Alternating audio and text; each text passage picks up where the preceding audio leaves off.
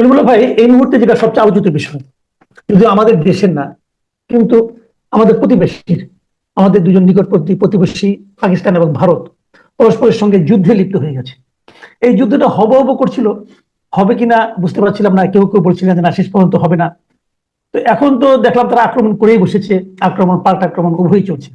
প্রথমত আমার প্রশ্ন হলো, এই যুদ্ধটা কি আসলে মানে অবধারিত ছিল, নাকি এটা তাদের রাজনৈতিক কারণে প্রয়োজন ছিল? এই যুদ্ধে ওখানকার মানুষের কি লাভ হলো? আপনার বিশ্লেষণটা কি? ধন্যবাদ। অনেকগুলো বিষয় আছে, আপনি একসঙ্গে যেহেতু প্রশ্নবাণ ছুড়ে দিয়েছেন, আমি একে একে তা নিরসনের চেষ্টা করব। প্রথমত, সামনে বিহারে নির্বাচন আছে, তারপর আসাম এবং পশ্চিমবঙ্গ। এই নির্বাচনের সঙ্গে এই যুদ্ধ যুদ্ধ খেলার একটা সম্পর্ক উড়িয়ে দেওয়া যায় এক। দ্বিতীয়ত, আপনার ভোটিং বিহেভিয়ার এর সঙ্গে ইমোশনের একটা ভালো রকমের সম্পর্ক আছে। আমি একটা উদাহরণ দিই। একটা সময় মার্কিন যুক্তরাষ্ট্রে আপনার প্রেসিডেন্সিয়াল ক্যান্ডিডেট হয়েছিলেন মাইকেল ডুকাকিস। ভদ্রলোক খুব উদার নৈতিক চিন্তা ভাবনা করতেন, আর মার্কিন যুক্তরাষ্ট্রের কথা বললেই তো তিনটি বিষয় ফোরফ্রন্টে চলে আসে খুব পপুলার ভাবে: লিবার্টি, ডেমোক্রেসি এবং র্যাংলার জেন্স। যুক্তরাষ্ট্রের প্রতীক। তো সেখানে আপনার ওই নির্বাচনী ক্যাম্পেইনে মাইকেল ডুকাকিস ঘোষণা করলেন তিনি প্রেসিডেন্ট হলে মৃত্যুদণ্ড রহিত করে দেবেন যুক্তরাষ্ট্রের এই কাঠামো থেকে। জেমস বেকার, যিনি রিপাবলিকান ক্যান্ডিডেট বুশের ক্যাম্পেইনের দায়িত্বে ছিলেন, তিনি দেখলেন চমৎকার একটা বিষয় পাওয়া গেছে। তিনি ছোট্ট স্টিকার তৈরি করলেন এবং এই থামস আপ দিয়ে স্লোগানটা দিয়ে দিলেন এরকম: বাডি ইউ আর লিবার। সারা মার্কিন যুক্তরাষ্ট্রে ছড়িয়ে দিলেন এবং এটা পুরো নির্বাচনের মোড় ঘুরিয়ে দিল যে এই লোকটা নির্বাচিত হলে মৃত্যুদণ্ড রহিত করবে, আর মৃত্যুদণ্ড আছে বলে এখন পর্যন্ত আইন শৃঙ্খলা আছে যুক্তরাষ্ট্রে। এই ভয় যদি চলে যায় তাহলে তো যা ইচ্ছা তাই হবে, সেই কাউবয় মার্কা কারবার চলে আসবে। সুতরাং ভদ্রলোক হেরে গেল।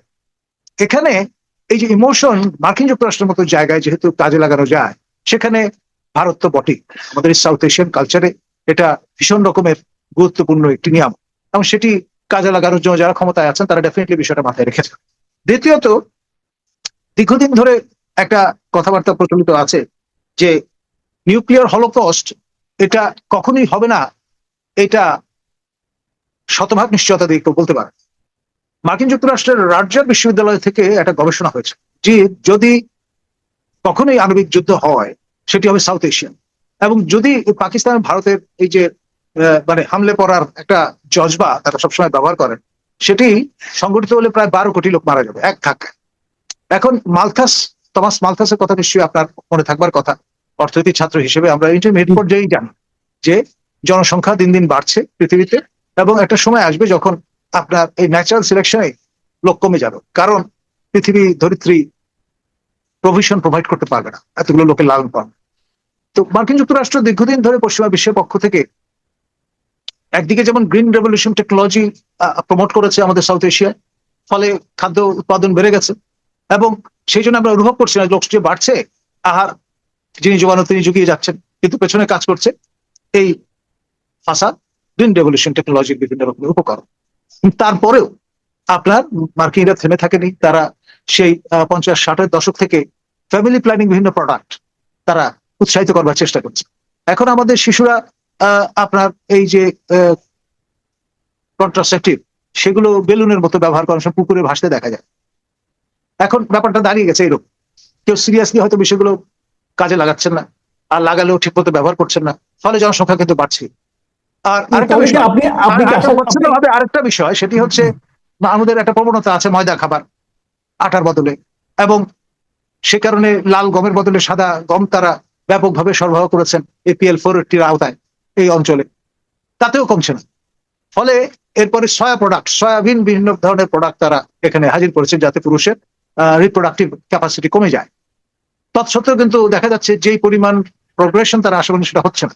তো ফলে যদি মালথাসের সেই থিওরি অনুসারে ব্যাপকভাবে এক লহমায় প্রচুর লোক কমিয়ে ফেলা যায়, তাহলে কিন্তু পৃথিবীর উপকার হবে, এরকম একটা চিন্তা অনেকের মাথায় কিন্তু আছে। তার মানে আপনি আশঙ্কা করছেন যে যে যুদ্ধটা শুরু হয়েছে মিসাইল হামলা দিয়ে, বিমান হামলা দিয়ে, সেটা পারমাণবিক হামলায় রূপান্তরিত হতে পারে, লিমিটেড স্কেলে হলে হতে পারে। এবং এই কাজে আমাদের পাকিস্তানি ভাইয়েরা যথেষ্ট অগ্রসর। তারা এটি কার্যকর করার জন্য পর্যাপ্ত পরিমাণে আপনার লো রেঞ্জ বা অল্প দূরত্বের মিসাইল তৈরি করে রেখেছে, এবং যেটা বলা হয় যে 145টা বনাম 150টা ডিভাইস দুই পক্ষের আছে আর্সেনাল। এবং ভারত সব ক্ষেত্রেই যেমন অগ্রসর, এই ক্ষেত্রেও আপনার শ্রীমতী ইন্দিরা গান্ধী যখন ক্ষমতায়, সেই 74 সনে তিনি পোখরানে এই ম্যাজিক দেখতে গিয়েছিল। প্রথম ভারত আণবিক বোমা ফুটিয়ে ভূগর্ভস্থ যে বিস্ফোরণ সেটা ঘটিয়ে একটা বালিয়ারি পাহাড় তৈরি করেছিল। আর তারপরে আরো সুসজ্জিত হয়ে 98 সনে এই কাণ্ডটি তারা ঘটিয়ে ফেলে, এবং তখন টিট ফর ট্যাট পাকিস্তানও আপনার বসে থাকেনি। বেলুচিস্তানে তারা এই এক্সপেরিমেন্টটা করেছে এবং এই আচ্ছা, ক্লাবে জয়েন করে আপনি কি বসে। কোনো ধারণা করতে পারেন, ধরা যাক, আমি কথার কথা হাইপোথেটিক্যালি বলছি, ধরা যাক পাকিস্তান এবং ভারত দুটোই তো বেশ জনবহুল দেশ, এখানে তো মানে আপনার পপুলেশনের ডেন্সিটি খুব বেশি। তো এরকম একটা দেশে ধরা যাক, আপনি যেটাকে বললেন যে স্বল্প মাত্রার যে আর্সেনাল তৈরি করেছে, যদি ভারত একটা পাকিস্তানে নিক্ষেপ করে এবং যদি পাকিস্তান একটা ভারতে নিক্ষেপ করে, একটা করেই করে, তাহলে ন্যূনতম পক্ষে কত লোক মারা যেতে পারে? ওই যে ইতিমধ্যে এটা নিয়ে গবেষণা হয়ে গেছে, ন্যূনতম 12 কোটি, দুই পক্ষ একটা মিলে। মারলেই, একটা মানে মারলেই, দুটো মারবে। হ্যাঁ, টিট দুই ফর পক্ষে ট্যাট দুটো। সবই তো ঢিলটি মারলে পাটকি খেতে হয়, এই স্টাইলে চলছে। 12 কোটি মানুষ বলেন কি? ওয়াইপড আউট হয়ে যাবে এক লহম। দুটো ছোট মাশরুম তৈরি করলেই হবে, জায়ান্ট মাশরুমের দরকার পড়বে না। তাহলে তো আমরা একটা ভয়ঙ্কর বাস্তবতার অবশ্যই। মুখোমুখি হয়ে আছি। আমাদের সমস্যাটা হচ্ছে ওই যে আবেগতাড়িত হয়ে আছি আমরা, আমাদের দেশেই তো দুই পক্ষের লোক দাঁড়িয়ে যাবে। আপনার স্পেনে যেটা হয়েছিল দ্বিতীয় মহাযুদ্ধের সময়, এক পক্ষ যাতে ইংল্যান্ডের সঙ্গে গটছড়া বাঁধে স্পেন, সেই জন্য দাবি দাওয়া তুলছিল। আরেক পক্ষ জার্মানির সঙ্গে কাঁধ কাঁধ মিলে যুদ্ধ করতে চেয়েছে।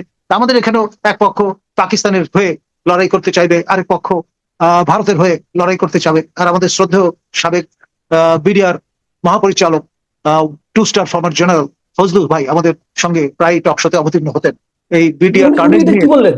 না, উনি তো একজন দায়িত্বশীল মানুষ এবং জেনে শুনে বুঝেই বলেছেন যে যদি যুদ্ধ বেজে যায় এটাই হবে সুবর্ণ সুযোগ ভারতের উপর হামলে পড়ে আপনার এই 7 রাজ্য দখলে নেওয়া বা তাদের মুক্ত করে দেয়া।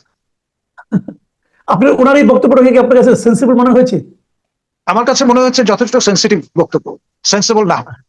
আচ্ছা, আর আমাদের পররাষ্ট্র মন্ত্রণালয় একটু চিন্তা ভাবনা করে একটা রেসপন্সও দিয়েছে, বলেছে যেটা তার একান্ত ব্যক্তিগত মতামত, এবং সেটুকু বলেই তারা ক্ষান্ত থেকেছে। সরকারের পক্ষ থেকে তার উপর কোনো চাপ প্রয়োগ করেছে বলে দৃশ্যত আমরা দেখিনি, এবং তিনি এখনো বীর দর্পে তার যে দায়িত্ব সেটি পালন করে চলেছেন। জি। আচ্ছা, এখন আরেকটা প্রসঙ্গ আসি।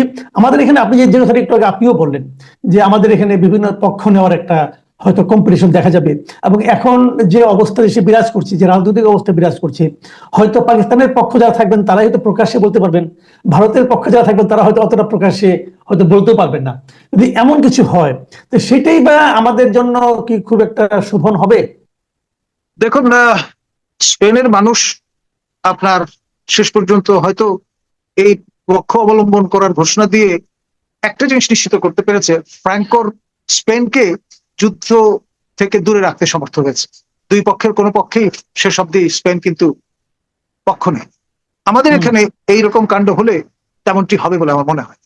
এখানে আমাদের মাননীয় একজন উপদেষ্টা, তিনি ইতিমধ্যে ঘন্টা 2-এর একটা স্ট্যাটাস দিয়ে আবার নামিয়ে ফেলেছিলেন, এবং তিনি কিন্তু গৃহযুদ্ধ সম্পর্কে একটা আগাম বার্তা দিয়ে রেখেছেন, এবং এর চেয়ে ভালো উপকরণ আর কিছু হবে বলে আমার মনে হয় না গৃহযুদ্ধে লিপ্ত হওয়ার জন্য। এখন আমি যে প্রশ্নটা করতে যাচ্ছি, এটা আমার শেষ প্রশ্ন। ধরা যাক তেমন কিছু হলো না, কোনো পারমাণবিক বোমা কেউ নিক্ষেপ করলো না, 12 কোটি মানুষও মারা গেল না, আমরাও 7 সিস্টার দখল করার জন্য আলম ও ফজলুল হক সাহেব, ফজলুর রহমান সাহেবের পরামর্শ গ্রহণ করলাম না, সবকিছু একসময় উভয় পক্ষে থেমে গেল। তারপরেও কি এই যুদ্ধের প্রভাব আমাদের দেশের অর্থনীতিতে পড়বে না? অবশ্যই। আপনার খেয়াল করে দেখুন, গতকাল পঞ্চে আপনার যেই কামান দাগার ঘটনাটি ঘটেছে, তাতে সেই এলাকার 90% লোক সরে গেছে এবং শিশু মৃত্যুর মতো ঘটনা ঘটেছে, এবং এটা কিন্তু থেমে নেই। আপনার এই অপারেশন সিন্দুর অথবা অপারেশন সোহাগরাত যেভাবেই বলেন না কেন, তারা কিন্তু তাদের মতো করে যা কিছু করছেন সেটা ঘোষণা দিয়ে তারা সমাপ্ত করে ফেলেছেন, এটা কিন্তু বলছেন। আর পাকিস্তানের মাননীয় সেনা প্রধান ওসিম মুনির, তিনি কিন্তু তার মতো করে অবস্থান ব্যক্ত করে যাচ্ছেন, তিনি মার্কিন যুক্তরাষ্ট্রের কিংবা রাশিয়ার প্রেসিডেন্টের যে রক্তচক্ষু সেটা খুব একটা আমলে নেবেন এমন রকমের স্টমাক তার আছে বলে মনে হয়।